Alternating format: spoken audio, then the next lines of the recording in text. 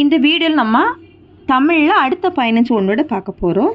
8, 7, 6 இதனுடைய தமிழ் 800 அப்படின்னா இந்த 4வது ஆப்ஷன் தான் கரெக்டு. 5, 4, 3க்கு 3வது ஆப்ஷனு, 3, 2, 1க்கு 2வது ஆப்ஷனு, 3, 6, 9க்கு ஃபஸ்ட் ஆப்ஷன். சரியா? இது எதில் வருதுன்னு பார்த்தீங்கன்னா சி அந்த ஆன்சரில் கிடைக்குது. அடுத்தது உலகம், உயிர், கடவுள் ஆகிய மூன்றையும் ஒருங்கே காட்டும் காவியம்தான் பெரிய புராணம் என்று கூறியவர் யார் அப்படின்னா திருவி கல்யாண சுந்தரனார். சரியான கூற்றுகளை தெரிவு செய்க. இளங்கோவடிகள். சேரமரபை சார்ந்தவர். சிலப்பதிகாரத்தை இயற்றியவர். அடிகள் நீரை அருள்க என்ற கூற்றுக்குரியவர். நாட்டுதும் யாமோர் பாட்டுடை செய்யுள் என்று கூறியவர். இதில் எல்லாமே சரி, அனைத்துமே சரியான கூற்றுகள் தான். அடுத்தது கூற்று 1, சிலப்பதிகாரமும் மணிமேகலையும் இரட்டை காப்பியங்கள் என அழைக்கப்படுகின்றன.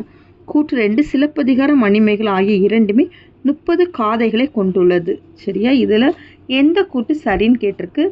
கூற்று 2ம் சரி. 2 கூற்றுகளும் என்னது சரியாக தான் தந்திருக்கிறாங்க.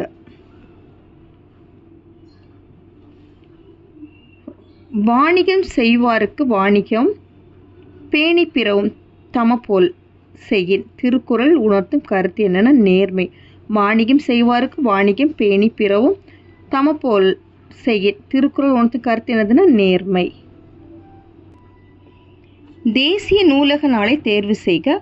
ஆகஸ்ட் 9ஆம் நாள். தேசிய நூலக நாள்னா என்ன நாள்? ஆகஸ்ட் 9ஆம் நாள். ராமலிங்க அடிகள் சென்னை கந்தக்கோட்டத்து முருகப்பெருமானின் மீது பாடிய பாடலின் தொகுப்பு டேஸ் நூலாகும். தெய்வ மணி மாலை. தெய்வ மணி மாலை.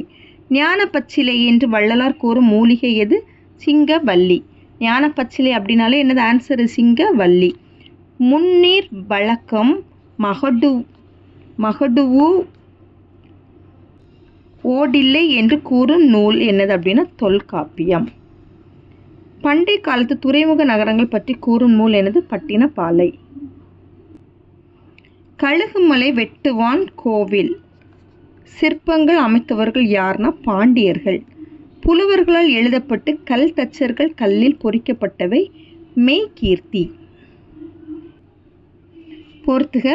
தத்துவ தரிசனம்னா ஆன்சர் வள்ளிக்கண்ணன்.